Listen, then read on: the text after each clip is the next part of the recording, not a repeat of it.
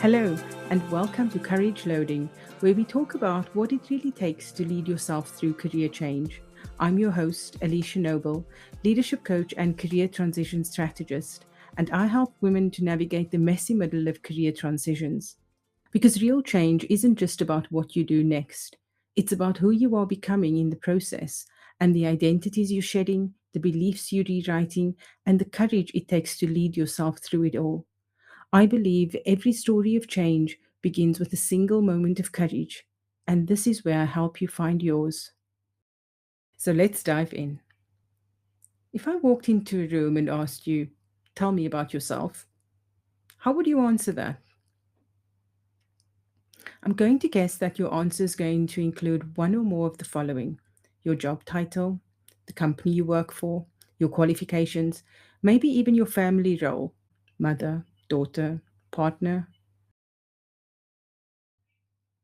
Now I'm going to invite you to try that again. Only this time, I'm going to ask you to drop all of those things: the titles, company qualifications. I want to hear about you. What lights you up? What do you care about? What makes you uniquely you? How did you find that? Harder, right? I'm willing to bet the second version didn't quite roll off the tongue because most of us don't spend time thinking about these things or even talking about them. And when we do, it can often feel uncomfortable, even a little self indulgent. And that's exactly what this episode is about. Who are you really? And why does that matter when you're in a career transition? Because for a long time, my sense of worth was so tied into what I was achieving. I was always doing more, pushing harder, trying to prove that I was enough. And no matter how much I did, it never really felt like it was. It became an endless loop of striving and second guessing, and I didn't even realize how much it was costing me. And I see it so often in many of my clients too: brilliant, capable, ambitious women who spend years proving their value through what they do rather than who they are. They've built their worth from the outside in, chasing approval and validation and never quite filling that gap. And that's why we start with this work, because the only way to break that cycle is to rebuild from inside out, to reconnect with the foundation of who you are before any titles, achievement, or expectations get added on. I can assure you, this is not a you problem. So, how did we get here? Society has taught us to lead with our credentials. From the moment we walk into a room, we are assessed by our titles, the organizations we represent, our track records of achievement. And don't get me wrong, we've worked hard, we've made sacrifices, and those achievements deserve to be celebrated. The problem isn't the achievement. The problem emerges when we struggle to define who we are without it. It happens gradually, so gradually that we almost don't notice it. Our identity becomes quietly intertwined with what we do, our status, and our output. And somewhere along the line, our sense of worth starts to live there too. And when we're in the midst of a career transition, it doesn't just feel professionally uncertain, it can feel like a full on identity crisis. And for so many of us, it goes even deeper than that. We've learned to adapt so well to become the version of ourselves that needed to show up in that room, the version that fit into spaces that weren't necessarily created for us, so well that we've lost track of where the adaptation ends and where we actually begin. We weren't just wearing a mask at work, we became it. For so many of us, those lines between who we are and who we've been expected to be have blurred. Because once you see those old patterns and where they came from, you can choose differently. You can build from a place that's true to you. I grew up in South Africa, came to London at the age of 21, and I followed the script, qualified as an accountant, climbed the ladder, and kept chasing the next thing and the next thing, hoping that I'll finally get to feel like I was enough. But somewhere along the way, I realized that I was running on autopilot, chasing a version of success that I'd defined in my 20s, a version of success that no longer aligned with who I was now. So I made a choice to stop living by default and start leading with intention. And that's what this work is really about, because ambition isn't the problem, but it can become the problem when the ambition that we're following is not truly ours.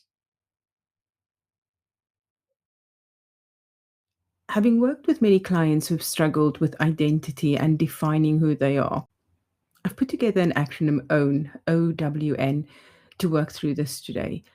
And this looks at some of the areas that commonly come up when we do identity work. Origins. Where did your sense of self come from? Our identities are often shaped by our families, cultures, and early experiences. The voices of the people whose approval we once needed. A parent who praised achievement but went quiet when we weren't doing that well. A culture that told us that people like us don't do things like that. A workplace that rewarded performance and punished vulnerability. Some of those messages became our fuel and gave us extraordinary drive and resilience to achieve. But some became inherited scripts, helping us build ceilings of limiting beliefs based on what we absorbed. Psychologists describe this as identity formation, the invisible process of internalizing those early messages until they feel like that's just who we are, even decades later. And most of us carry them for years without stopping to ask, is this still true? Or was it ever true to begin with? Next, we look at worth. Where do you currently source your value and self worth? For many high achieving women, worth becomes tied to performance, always being seen as the one that's capable, reliable, and indispensable. This often results in performance based self esteem, where our sense of worth depends on constantly achieving. When we operate in this space, our value and self worth is always on the line. Our nervous system never gets to rest because every result, every review, every piece of feedback becomes a verdict on whether or not we are worthy. And over time, that constant cycle of proving yourself takes a toll.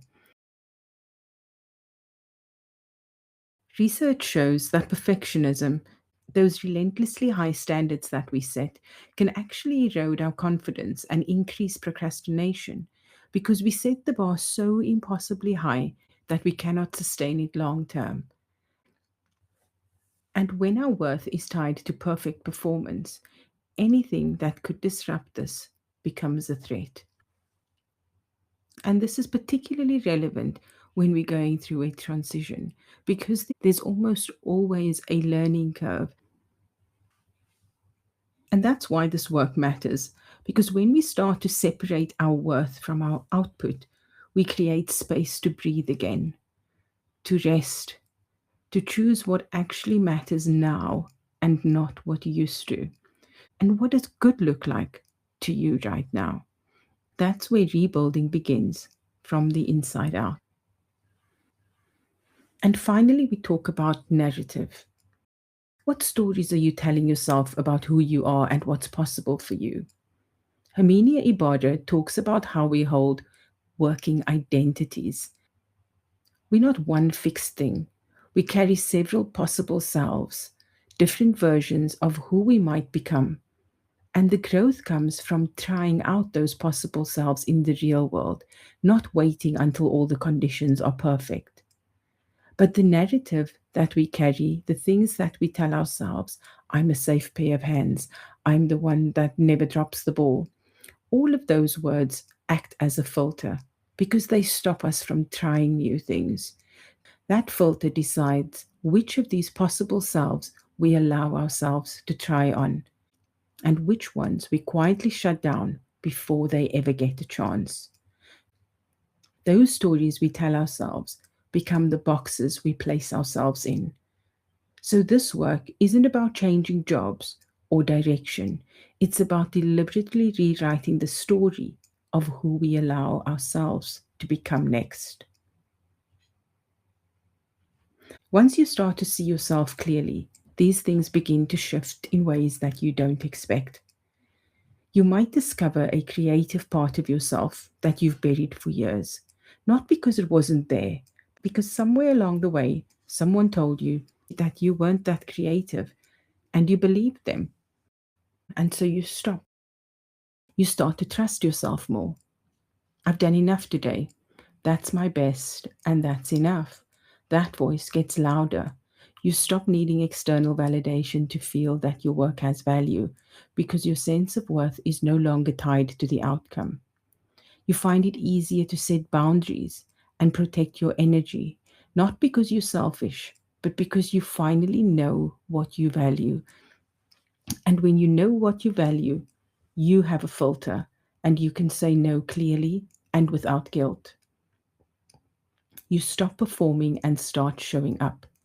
In the rooms where you used to shrink, you begin to take up the space you were always entitled to.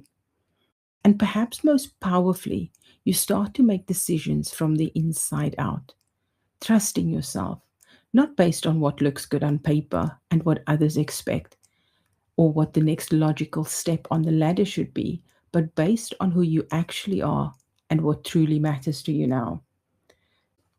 This is what the identity work makes possible. Because when you know who you are, you stop chasing alignment and start living it. You stop trying to become someone else's version of success and start defining your own. Someone said something to me recently that I haven't been able to stop thinking about. You are under no obligation to be the same person you were yesterday. I'm going to say it again. You are under no obligation to be the same person you were yesterday. I want to sit with that for a moment. Because identity isn't fixed, it never was. The beliefs that shaped us, the worth that we've been chasing, the narrative that we've been living, none of that's permanent. Neuroscience tells us that we can rewire our brains, forming new patterns, new responses, new ways of seeing ourselves at any age. We are not hardwired into who we've been. But the work starts with awareness, with being honest about what's actually been driving us, about asking questions that most of us have been too busy or too scared to ask. So here's 3 questions I want to leave you with. 1, what do you actually value? What genuinely matters to you right now? 2, where have you been sourcing your self-worth? And is that source still serving you? 3, what story are you telling yourself about who you are and what you're capable of? And where did that come from? Take your time with these questions and be honest. You don't have to share the answers with anyone. And you might find it helpful to complete my Brave Life audit. You'll find the link in the show notes. It's a free coaching tool to help you review the key areas of your life and reflect on where you are now so you can focus your energy on where it matters most and plan your next move with intention. And before I go, if this episode resonated with you, please subscribe so you don't miss what's coming next. And if you have a moment to leave a review, I'd greatly appreciate that. It helps more women find this conversation when they need it most. So until next time, this is Courage Loading. I'm Alicia Noble, and remember, every story of change begins with a single moment of courage. So what's yours going to be?